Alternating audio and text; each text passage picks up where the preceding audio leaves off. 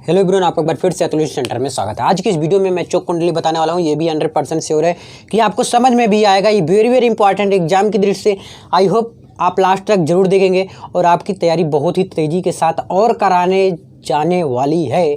तो सारा तैयारी मैं कर रहा हूं, तो प्लीज़ इस वीडियो को बिल्कुल भी स्किप मत करिएगा। वेरी मोस्ट इंपॉर्टेंट है। एग्जाम में 100 में 99% चांसेस है इसको पूछने का। चौक कुंडली 2 नंबर का, तो प्लीज़ 2-3 नंबर पूछ सकता है, इसको स्किप बिल्कुल मत करिएगा, ठीक है ना। प्रत्यावर्ती धारा देखिए क्या है। पहले चौक कुंडली देखते हैं कि चौक कुंडली क्या है। तो पहली बात तो इसमें जो है प्रत्यावर्ती धारा परिपथ में विद्युत ऊर्जा का ह्रास हुए बिना, यानी कि विद्युत ऊर्जा का ह्रास नहीं हो, समझ में, बिना ह्रास हुए धारा को कम करने का एक साधन उपलब्ध है जिसे हम चौक कुंडली कहते हैं। नहीं समझ में आया, बहुत अच्छा।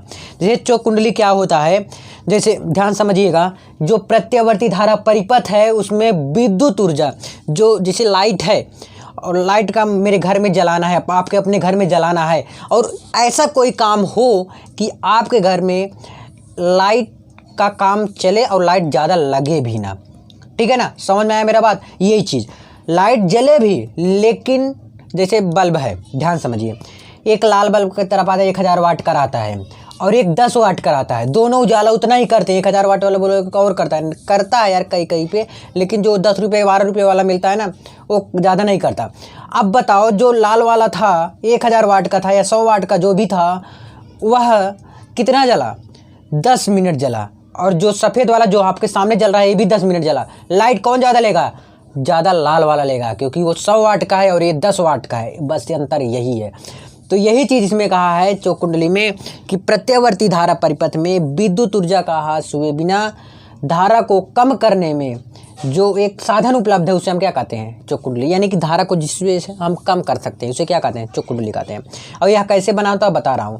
यह ऊंचे प्रेरकत्व की कुंडली होती है जो एक पृथक्कृत तांबे के मोटे तार को बहुत, देखिए ये क्या है, ये लोहे का क्रोड है। बहुत अच्छे समझाने वाला हूँ, ठीक है। ये क्या है आपका? लोहे का क्रोड। लोहे का क्या है? क्रोड है, ठीक है। लोहे का क्रोड है। अब देखिए यहाँ पर कुछ डायग्राम की तरफ बनाया हो। अब यहाँ पर हम तांबे की तार को कस कर लगाए हैं। तांबे की तार को लपेट कर क्या किया जाता है? बनाया गया है। ये क्या चीज़ है?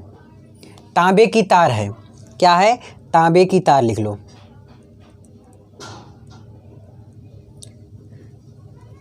तांबे की तार हुआ। अब यहाँ पर हमने बल्ब भी लगा दिया है। क्या लगाया है? बल्ब। ये आपका क्या हो गया? बल्ब हो गया।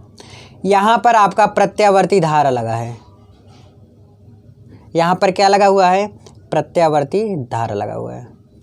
यहाँ पर लिख दो प्रत्यावर्ती धारा, ठीक है। यहाँ पर प्रत्यावर्ती धारा है। क्या कहा है कि एक ऊंचे प्रेरकत्व की कुंडली है, ठीक है। एक कुंडली ले लिया मैंने जो एक पृथक्कृत तांबे के मोटे तार को बहुत से फेरों में लपेट कर, देखिए ये तांबे की तार को मोट के लपेट कर, देखा वो बनाया गया है, इसको कसा गया है। किसकी सहायता से? तांबे की तार को। किसको लपेटा गया है? लोहे की क्रोड को। लोहे की क्रोड को तांबे की तार की सहायता से लपेटा गया है। यहाँ पर देखिए प्रत्यावर्ती धारा है, यहाँ पर आएगा तो ये बल्ब जलेगा। समझ में नहीं आया? फिर से देख लेते हैं एक बार। क्या कहा है कि प्रत्यावर्ती धारा में पर विद्युत ऊर्जा का ह्रास हुए बिना, यानी कि जो विद्युत ऊर्जा का बिना नुकसान हुए, जिसको कहते हैं आप अपने भाषा में नुकसान हुए, जो धारा कम लगता है, यानी कि ना नुकसान हो, कम लगे, उसे हम चौक कुंडली कहते हैं। भी जैसे लाइट का मैंने 100 वाट का और 10 वाट का कंपैरिजन करके बताया ना आपको, वैसे है। अब यह एक ऊंचे प्रेरकत्व की कुंडली होती है। यह ऊंचे प्रेरकत्व की जो कुंडली होती है, ये तांबे की तार होती है, लोहे की क्रोड होती है। लोहे की क्रोड को जो है तांबे की तार की सहायता से बहुत से फेरों में, देखिए कैसे लपेट कर बनाया गया, ऐसा कस के लपेट कर बनाया गया। किसको? लोहे की क्रोड को, ठीक है। यहाँ पर प्रत्यावर्ती धारा है। अब इसका फॉर्मूला होता है, लिखो प्रतिबाधा, जिसे कहते हो जेड से प्रदर्शित करते हैं। प्रतिबाधा। प्रतिबाधा किससे प्रदर्शित करते हैं? जेड से। तो जेड बराबर क्या हो गया आपका? अंडर रूट में R square plus omega L square. ये क्या है आपका? ओमेगा है। R square plus omega L square.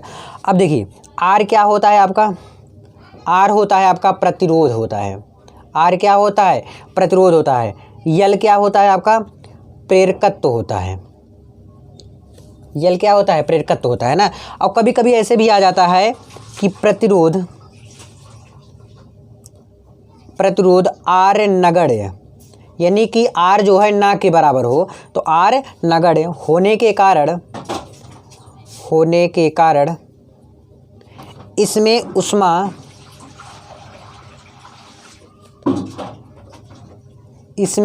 उष्मा के रूप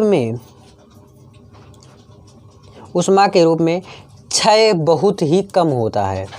क्षय बहुत ही कम होता है।